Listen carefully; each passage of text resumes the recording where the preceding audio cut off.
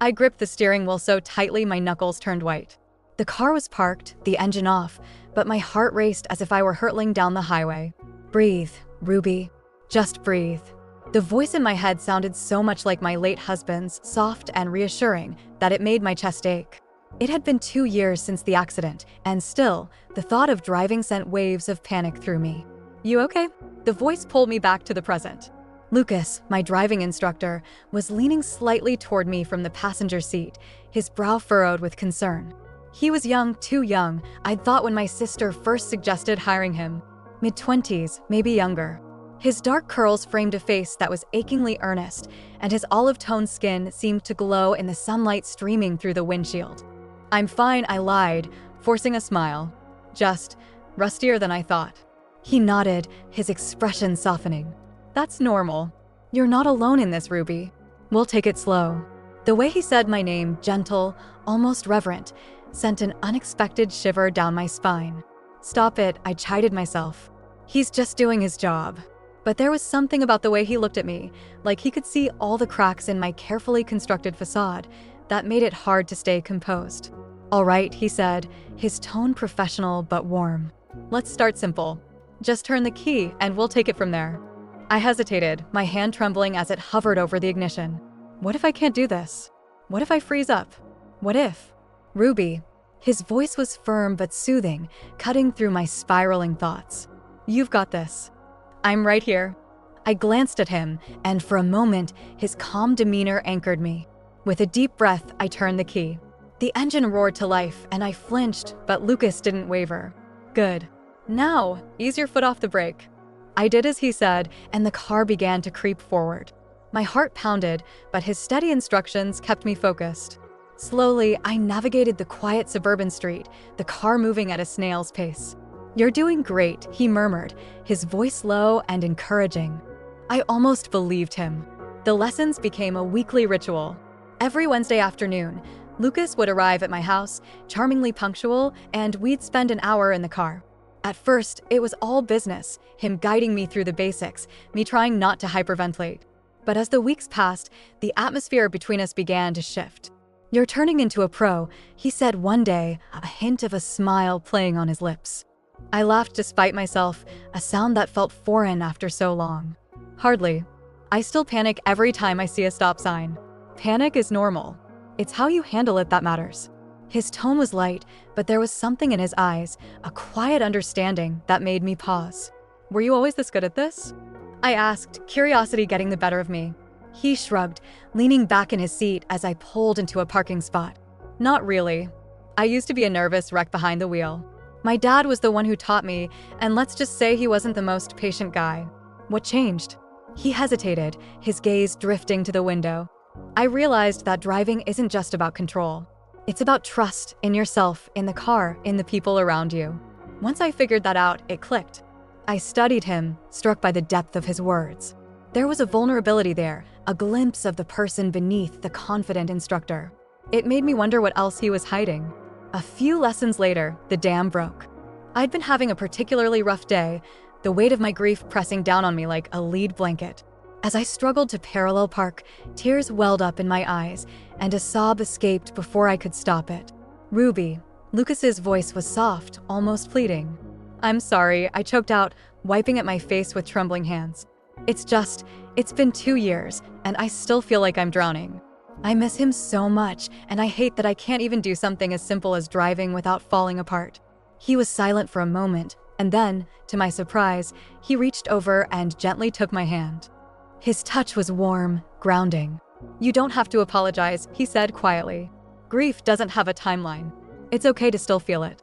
I looked at him, tears streaming down my face, and saw something in his eyes that took my breath away. Compassion. Understanding. Something deeper. Lucas, my voice trailed off as my heart hammered in my chest. Before I could overthink it, I leaned in and kissed him. It was soft, tentative, and over almost as soon as it began. When I pulled back, his eyes were wide with shock, and for a moment, I was certain I'd made a terrible mistake.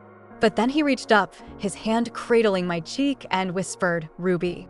His lips found mine again, and this time, the kiss was anything but tentative. It was raw, passionate, and filled with all the things we hadn't said. I felt a rush of guilt, but it was quickly drowned out by the sheer intensity of the moment. When we finally broke apart, I was trembling, my breath coming in short gasps.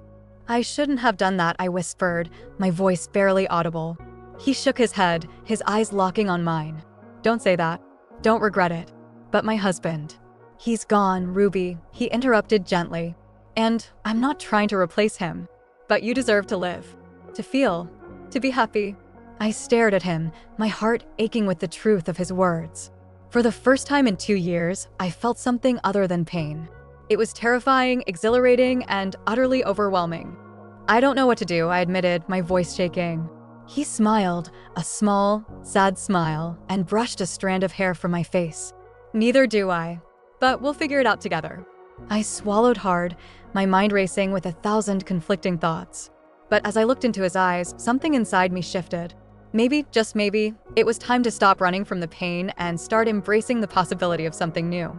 "Okay," I said finally, my voice trembling but resolute. "Together." He nodded, his hands still cradling my face, and in that moment, I felt a flicker of hope. It was small, fragile, but it was there. And for the first time in a long time, I didn't want to let it go. The morning sunlight filtered through the blinds, casting soft streaks across the kitchen table. I sat there, my hands wrapped around a steaming cup of tea, staring at the calendar. It was marked with circles and notes, lessons, errands, reminders of a life I was still piecing together. But today felt different. Today felt like it could tip the balance. I sipped the tea, the warmth barely reaching the cold knot of guilt still tangled in my chest. How long can I keep this up? I thought. The kiss with Lucas yesterday had left me breathless, exhilarated, and utterly torn. It wasn't just the kiss. It was the way he looked at me afterward, like I was something precious. Like I deserved to feel something other than grief. "Ruby," I whispered to myself, as if saying my own name could ground me. "What are you doing?" The sound of the doorbell startled me, and I nearly dropped the cup. I glanced at the clock. 9 a.m. Lucas was right on time. I opened the door, and there he was, standing in the sunlight, his sandy hair slightly tousled, his smile tentative but warm. God, he's so young, I thought, the pang of guilt sharpening. But then he spoke, and his voice, steady and calm, pulled me back. "Morning, Ruby. Ready for today's lesson?" he asked, his eyes searching mine. I nodded, though my hands were already trembling. "As ready as I'll ever be." We walked outside to his car, the same one we'd been using for weeks. It felt familiar now, but the weight of what had happened yesterday hung between us, unspoken but palpable. He opened the passenger door for me, and I slid in, my heart pounding. As he got behind the wheel, I noticed the way his hands gripped the steering wheel, firm but not tense. He glanced at me. "Where to today?" "The park," I said quickly. It was a quiet place, away from the busy streets. Safer, less overwhelming. He nodded and started the car, the engine purring softly. The silence stretched thick and heavy until he finally broke it. "About yesterday," he began, his voice careful. "Don't," I interrupted, my voice sharper than I intended. I can't talk about it yet." He glanced at me, his brow furrowing, but he didn't push. Instead, he reached over and gently placed his hand on mine. "Okay, whenever you're ready." His touch was warm, grounding, and for a moment, I let myself lean into it. But then the guilt surged again, and I pulled my hand away, folding my arms across my chest. We drove in silence for a while, the tension between us growing. I stared out the window, the scenery blurring as my thoughts raced. "This is wrong. You're wrong for feeling this. You're betraying him."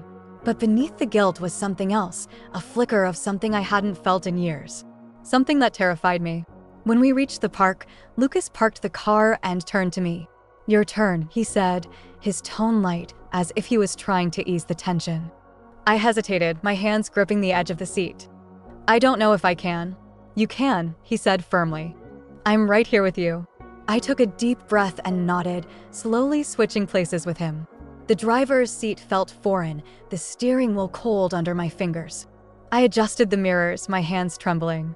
"Start the car," he instructed, his voice calm but encouraging. I turned the key, the engine coming to life. My heart raced as I placed my foot on the brake. "Now, slowly release the brake and press the gas," he said, his eyes on the road ahead. I did as he said, the car inching forward. The sensation was overwhelming, and I gripped the wheel tighter. I can't do this, I whispered. Yes, you can, he said, his hand resting lightly on my arm. You're stronger than you think. I glanced at him, his gaze steady and reassuring. For a moment, I let myself believe him. I focused on the road, my hands slowly relaxing. The car moved forward, and though my heart still pounded, it felt manageable. Good, he said softly. You're doing great. We drove around the park, the trees and benches blurring past. The tension in my chest began to ease, replaced by a strange sense of accomplishment. But as we circled back to the parking lot, the silence between us returned, heavy and unspoken. When I parked the car, I turned to him, my heart in my throat. Lucas, Don't, he said quickly, his voice soft but firm. You don't have to explain. Just, let's take it one step at a time, okay? I nodded, the lump in my throat making it hard to speak. He reached over and gently brushed my cheek, his touch sending a shiver down my spine. Ruby, he whispered, his voice barely audible. You're allowed to feel something. You're allowed to live. His words broke something inside me, and before I could stop myself, I leaned in, my lips brushing his. It was softer than yesterday, more hesitant, but the heat between us was undeniable. He responded immediately, his hand tangling in my hair as he deepened the kiss. For a moment, I forgot everything, the guilt, the fear, the grief. All that mattered was the warmth of his lips, the way his touch made me feel alive. But then the memories came flooding back, and I pulled away, my breath ragged. I'm sorry, I whispered, my voice shaking. I shouldn't. Ruby, he said, his voice firm but gentle. Stop punishing yourself. You're not betraying him by moving on. Tears welled up in my eyes, and I turned away, staring out the window. How can I not feel guilty? He's gone, and here I am, kissing someone else. Someone I barely know. You're not just someone, he said, his voice steady. And you're not just kissing me because you're lonely. You're feeling something real. Don't push it away. I turned to him, my heart aching. What if I hurt you? What if I can't do this? He reached over and took my hand, his grip firm but comforting. Then we'll figure it out together. But don't shut me out because you're scared. I looked into his eyes, the honesty in them breaking through the walls I'd built around myself. I don't know if I can do this, I admitted, my voice trembling. You don't have to know, he said softly. Just take it one step at a time. That's all I'm asking. I nodded, the tears spilling over. He pulled me into his arms, holding me tightly as I let myself cry. For the first time in years, I didn't feel alone. But the fear was still there, lurking beneath the surface, and I wasn't sure if I could ever let it go. The drive home was quiet, the weight of the day pressing down on me like a heavy blanket. Lucas's car felt smaller than usual, the space between us charged with something I couldn't quite name. His hand rested on the gear shift, fingers tapping rhythmically, as if he were really thinking about everything we'd said.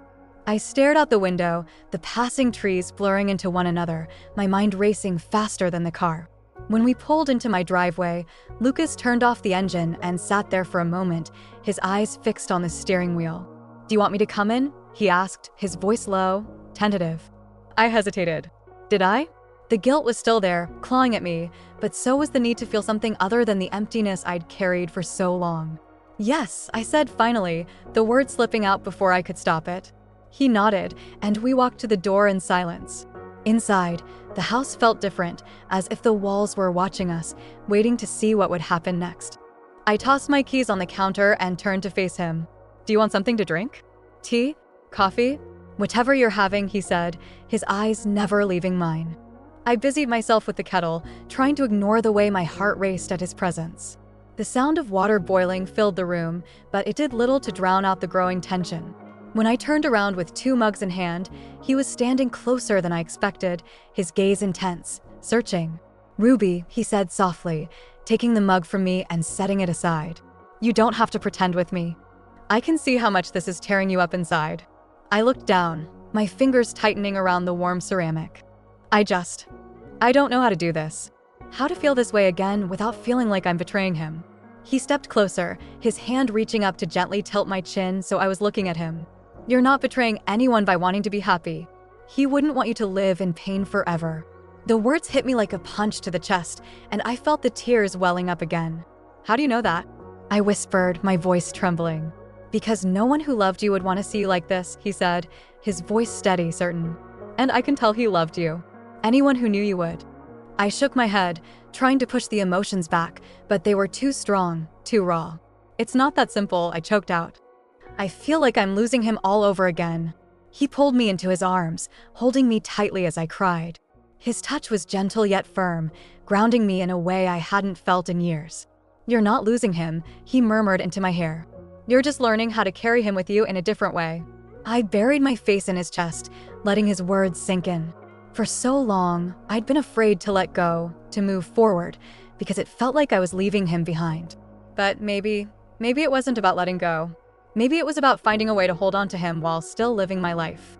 When I finally pulled back, his eyes were still on me, filled with something I couldn't quite place. Sympathy? Understanding? Something deeper? I wasn't sure, but it made my breath catch in my throat. Thank you, I said softly, my voice barely audible. For understanding. He nodded, his hand brushing against my cheek in a gesture so tender it made my heart ache. Always. The air between us shifted then, growing heavier, more charged. I could feel the heat of his body, the way his gaze lingered on my lips. My heart pounded in my chest, and for a moment, I thought he might kiss me. But he didn't. Instead, he took a step back, giving me space. I should probably go, he said, his voice rough with emotion. I nodded, though the thought of him leaving sent a pang through me. Okay, I whispered. He hesitated for a moment, as if there was more he wanted to say, but then he turned and walked to the door. Just before he stepped outside, he looked back at me, his eyes dark with unspoken words. If you need me, just call. I will, I said, my voice barely above a whisper. And then he was gone, the door closing softly behind him. I stood there for a long time, staring at the spot where he'd been, my mind swirling with thoughts and emotions I couldn't begin to untangle. That night, I dreamt of Eric. It wasn't a vivid dream, more like fragments, his laugh, the way his hand felt in mine, the warmth of his smile. But when I woke up, instead of the usual ache, there was a sense of peace, as if he were telling me it was okay to move on. The next morning, I found myself staring at my phone, debating whether to call Lucas. My finger hovered over his name, my heart racing at the thought of hearing his voice. Finally, I took a deep breath and pressed the call button. He answered on the second ring. Ruby? Can you come over? I asked, my voice trembling slightly. There was a pause, and then he said, I'll be there in 10. When he arrived, I opened the door before he could knock. He looked at me, his eyes filled with questions, but he didn't say anything. I didn't either. Instead, I stepped closer, my heart pounding in my chest, and reached up to kiss him. It was different this time, softer, more deliberate. His hands came up to cup my face, his touch gentle yet insistent. When we finally pulled apart, I rested my forehead against his, my breath shaky. I'm scared, I admitted. I know, he said, his voice low, soothing. But you're not alone. I nodded, my eyes closing as I leaned into him. For the first time in years, I let myself believe that maybe, just maybe, I could find a way to move forward without letting go of the past. The hours passed in a blur of quiet conversations and lingering touches. We didn't talk about what this meant or where it was going. Instead, we just existed in the moment, savoring the connection that was growing between us. At one point, he reached over and took my hand, his fingers intertwining with mine. You're stronger than you think, Ruby, he said, his voice filled with conviction. I looked at him, my heart swelling with emotions I couldn't name. I don't feel strong, I admitted. That's okay, he said, squeezing my hand. You don't have to. Just keep moving forward. As the sun began to set, casting a warm glow through the windows, I felt a sense of clarity I hadn't felt in years. It wasn't easy, and it wasn't perfect, but for the first time, I felt like I was starting to find my way. When Lucas finally left, I stood in the doorway, watching him walk to his car. He turned back once, his eyes meeting mine, and in that moment, I knew that whatever this was, it was worth it. I'll see you tomorrow, he called out, his voice carrying a promise. I'll be here, I replied, my voice steady for the first time in a long time. As I closed the door, I felt something shift inside me, a sense of hope, of possibility. It wasn't easy, and it wasn't without pain, but for the first time in years, I felt like I was finally starting to breathe again. The next morning, the sunlight streamed through the curtains, casting a warm glow across the room. I sat at the kitchen table, my hands wrapped around a cup of coffee, staring out the window. The world outside seemed unchanged, but inside, everything felt different. Lucas would be here soon. The thought sent a shiver down my spine, a mix of anticipation and nervousness that I couldn't quite shake. I heard his car pull into the driveway before I saw him. My heart skipped a beat, and I forced myself to take a deep breath. When the doorbell rang, I hesitated for a moment, then stood and walked to the door. Opening it, I saw Lucas standing there, his intense eyes searching mine, a soft smile playing on his lips. "Good morning," he said, his voice warm and steady. "Morning," I replied, stepping aside to let him in. He walked past me, and I caught the faint scent of his cologne, something fresh and clean that made my stomach flutter. We stood in the hallway for a moment, the air between us charged with an unspoken tension. Finally, Lucas broke the silence. "How are you feeling?" he asked, his gaze unwavering. I shrugged, trying to downplay the storm of emotions swirling inside me. "Better, I think. Just a lot on my mind." He nodded, his expression understanding. "I get that. But you're doing great, Ruby." "Really?" His words eased some of the tension in my chest, and I managed a small smile. "Thanks, Lucas. That means a lot." We moved into the living room, sitting down on the couch. The space between us felt both too close and too far, and I couldn't stop fidgeting with the hem of my sweater. Lucas noticed, his hand reaching out to still mine. "Hey," he said softly, "it's okay. Whatever you're feeling, it's okay." I looked at him, his sincerity washing over me. I don't want to mess this up," I admitted, my voice barely above a whisper. "You won't," he said firmly. "We're figuring this out together, remember?" His confidence was reassuring, and I nodded, feeling a little more steady. "Right. Together." We sat in comfortable silence for a while, the weight of our unspoken feelings hanging in the air. Finally, Lucas spoke again. "I've been thinking, maybe we should take things slow. No pressure, just see where this goes." I looked at him, surprised but relieved. "I'd like that," I said honestly. "I think that's what I need right now." He smiled, his hand squeezing mine gently. "Then that's what we'll do." The rest of the morning passed in a blur. We talked about everything and nothing, the easy banter between us natural and flowing. At one point, Lucas grabbed a book from the coffee table, flipping through it and making jokes about the outdated cover. I laughed, the sound foreign but welcome. But as the hours slipped by, the undercurrent of attraction between us grew harder to ignore. There were moments when our eyes would meet and the air would thicken with unspoken desire. I found myself drawn to him, his presence like a magnet pulling me in. Eventually, we ended up in the kitchen, making lunch together. Lucas stood close to me, his arm brushing against mine as we worked side by side.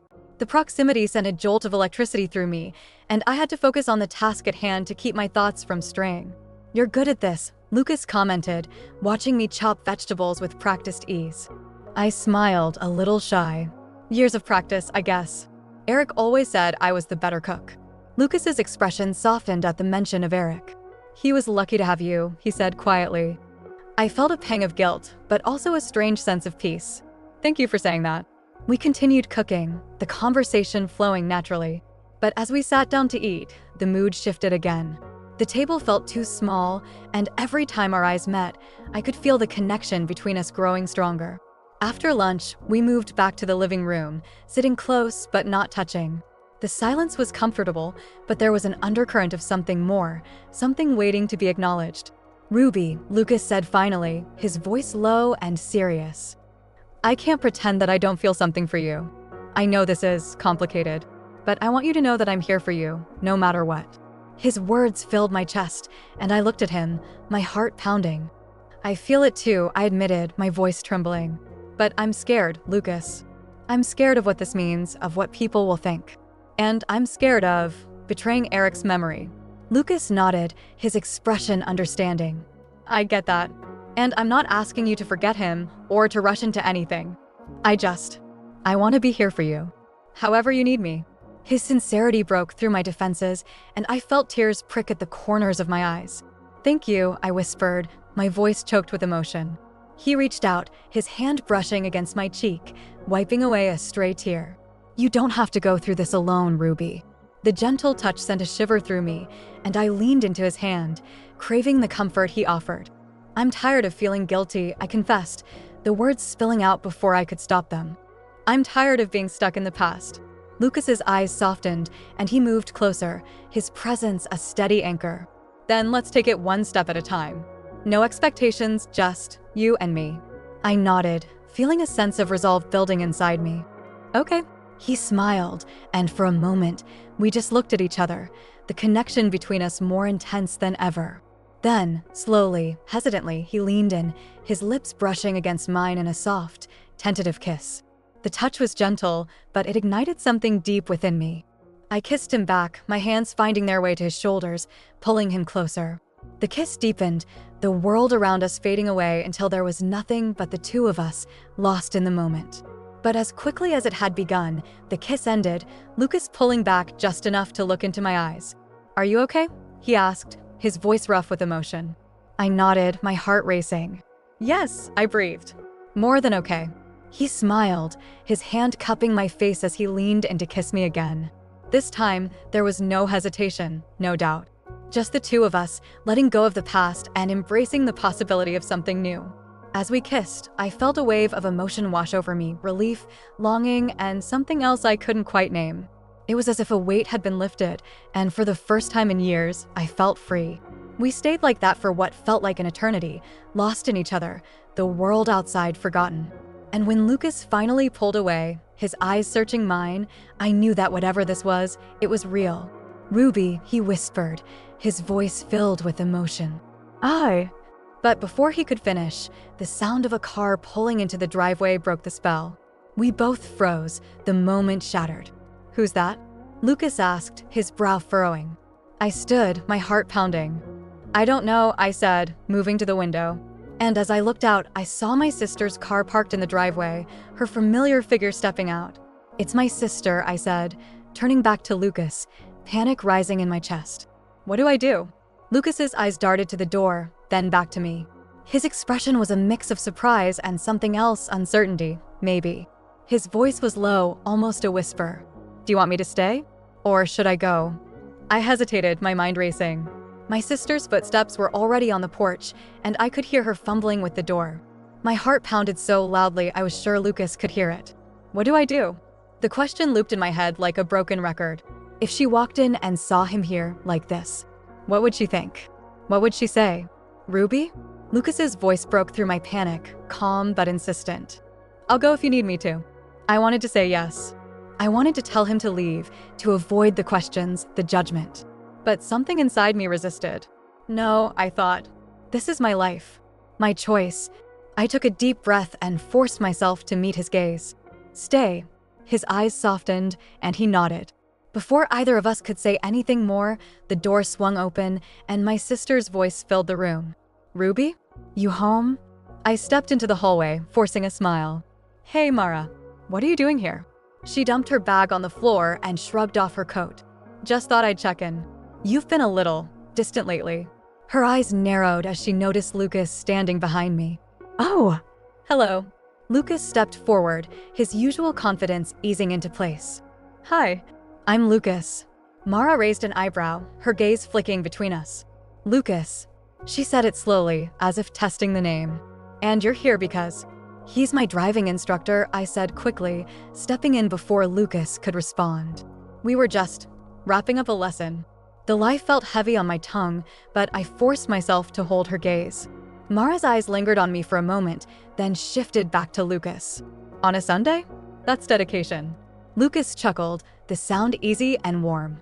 "Ruby's a quick learner. We've been making good progress." Mara's tone was neutral, but I could see the wheels turning in her mind. She turned to me, her expression softening. "Well, I'm glad you're getting back behind the wheel. Eric would have wanted that." Her words hit me like a punch to the gut. Eric's name hung in the air, and I felt the familiar ache in my chest. I swallowed hard, forcing myself to nod. "Yeah, I know." Mara studied me for a moment longer, then sighed. "Well, I won't keep you. I just wanted to make sure you're okay." She glanced at Lucas again, her expression unreadable. "Nice meeting you, Lucas." "You too," he said, offering her a polite smile. She scooped up her bag and coat, then turned back to me. "Call me later, okay?" "I will," I promised, watching as she headed for the door. She paused just before stepping out, her hand on the knob, and looked back at me.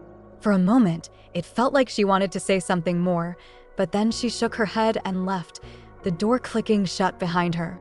The silence that followed was deafening. I turned to Lucas, my heart still racing. "I'm sorry about that." He shook his head, stepping closer. "Don't be. She's just looking out for you." "Yeah, but..." I trailed off, unsure how to explain the knot of emotions twisting inside me. Guilt, fear, longing, it was all there, tangled together. I shouldn't have lied to her. Lucas reached out, his fingers brushing against mine. "You're not ready to tell her yet." "That's okay." I looked down at our hands, his touch sending a shiver through me. "It's not just that. It's everything. Eric, the accident. This." I gestured between us, my voice trembling. "I feel like I'm betraying him." Lucas's expression softened, and he stepped closer, his presence comforting. "You're not betraying him, Ruby. You're honoring the life he wanted you to have. A happy one." His words struck a chord deep within me, and I felt the dam I'd built around my emotions start to crack. Tears welled up in my eyes, and I quickly blinked them away. I miss him so much." Lucas didn't say anything. Instead, he pulled me into his arms, holding me tightly. I buried my face in his chest, letting the warmth of his embrace soothe the ache in my heart. For a long moment, we stood there, the silence between us heavy but comforting. Finally, I pulled back, wiping at my eyes. "I'm sorry. I didn't mean to." "Don't apologize," Lucas interrupted, his voice gentle. "You don't have to hide how you feel. Not with me." I looked up at him, his face so close to mine, and felt that familiar pull, that spark of something I'd been trying to ignore. His eyes met mine, and for a moment, it felt like the world had stopped spinning. Then, slowly, he leaned in, his lips brushing against mine in a kiss that was soft, tentative, but full of promise. The guilt was still there, lingering at the edges of my mind, but in that moment, it felt distant, unimportant. All I could think about was Lucas, his touch, his warmth, the way he made me feel like maybe, just maybe, I could find happiness again. When we finally broke apart, I rested my forehead against his, breathing deeply. "What are we doing?" I whispered, more to myself than to him. Lucas's hand cupped my cheek, his thumb brushing against my skin. "Living," he said simply. His words caught me off guard, and I let out a shaky laugh. "Living, that's a start." He smiled, that same warm, genuine smile that had drawn me in from the start. "It's all we can do, Ruby. One step at a time." I nodded, feeling a strange sense of peace settle over me. For the first time in what felt like forever, I wasn't focused on the past or the future. I was here in this moment with him. And for now, that was enough.